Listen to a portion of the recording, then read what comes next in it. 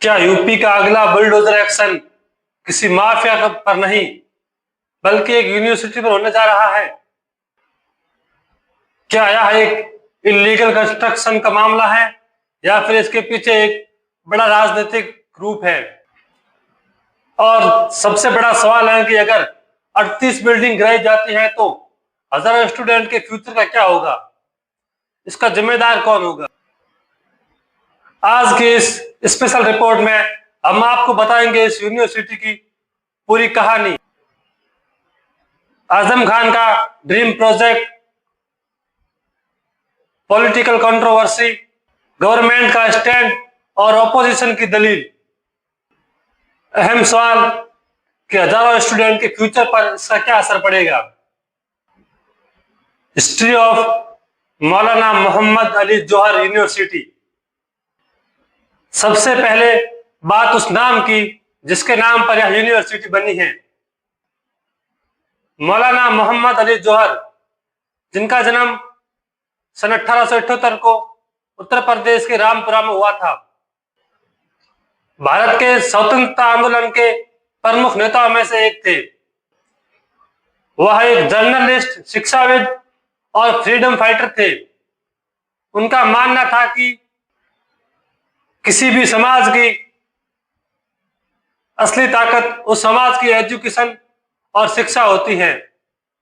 इसी सोच को आगे बढ़ाने के लिए रामपुरा में मौलाना मोहम्मद अली जौहर यूनिवर्सिटी की स्थापना की गई। साल 2006 में मौलाना मोहम्मद अली जौहर ट्रस्ट के द्वारा इस यूनिवर्सिटी की शुरुआत की गई थी। सन 2012 में उत्तर प्रदेश सरकार ने इसे यूनिवर्सिटी का दर्जा दिया था। इसके बाद यूजीसी से मान्यता मिली थी और 2013 में इसे माइनॉरिटी इंस्टीट्यूट का दर्जा दिया गया। आज यहाँ medical, engineering, law and agriculture professional course की पढ़ाई की जाती है। समाजवादी पार्टी के नेता आजम खान ने इसे अपना ड्रीम प्रोजेक्ट बताया था। उनका दावा था कि गरीब और पिछड़े वर्ग के बच्चों को क्वालिटी एजुकेशन देना इस यूनिवर्सिटी का मुख्य उद्देश्य था। कई लोगों के लिए यह सिर्फ एक कैंपस नहीं था बल्कि एजुकेशन का एक बहुत बड़ा सेंटर था। लेकिन दूसरी तरफ आजम खान के खिलाफ कई कानूनी मामले दर्ज हुए। लैंड डिस्प्यूट और अन्य कई मामलों को लेकर वर्षों से जांच और कोर्ट में सुनवाई चल रही है। यहीं से यह यूनिवर्सिटी लगातार पॉलिटिकल डिबेट का हिस्सा बनती चली गई। अब सरकार का कहना है कि यूनिवर्सिटी की 40 में से 38 बिल्डिंग बिना अप्रूव्ड के बनाई गई है। सरकार का तर्क साफ है, रूल ऑफ लॉ सबके लिए बराबर है। अगर कोई कंस्ट्रक्शन बिना अनुमति के हुआ है तो कार्यवाही भी कानून के अनुरूप होगी। सरकार का कहना है कि चाहे कोई आम नागरिक हो, बिल्डर हो या यूनिवर्सिटी हो, कानून सबके लिए बराबर है। लेकिन विपक्ष और यूनिवर्सिटी के समर्थक इससे सहमत नहीं है। उनका कहना है कि रेगुलेशन की प्रक्रिया अपनाइए, कोर्ट की निगरानी में समाधान निकालिए, लेकिन ऐसा फैसला मत लीजिए जिससे हजारों स्टूडेंट का शैक्षणिक करियर खतरे में पड़ जाए। उनका कहना है कि इस यूनिवर्सिटी में पढ़ने वाले अधिकतर छात्र गरीब और मध्यम परिवार से आते हैं, जिनका दूसरी यूनिवर्सिटी में एडमिशन लेना आसान नहीं है।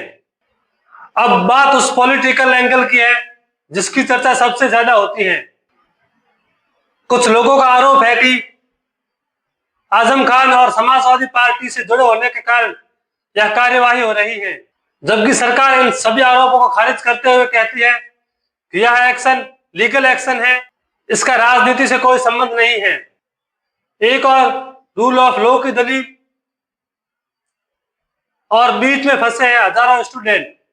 अगर कैंपस की बड़ी संख्या में बिल्डिंग पर कार्यवाही होती है तो क्लास कहां चलेगी, लैब्स का क्या होगा, हॉस्टल में रहने वाले बच्चे कहां जाएंगे, एग्जाम और डिग्री पर क्या असर पड़ेगा?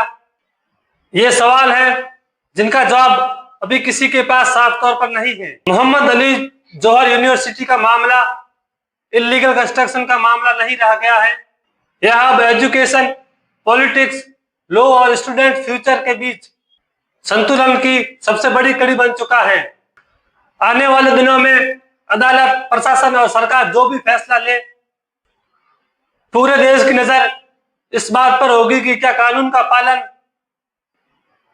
करते हुए हजारों छात्र का भविष्य भी सुरक्षित रखा जा सकता है।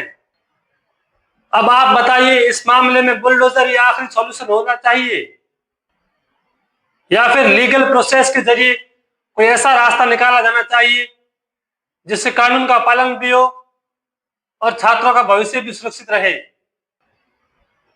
इस पूरे मामले के बारे में आप क्या सोचते हैं? कमेंट करके अपनी राय जरूर बताएं।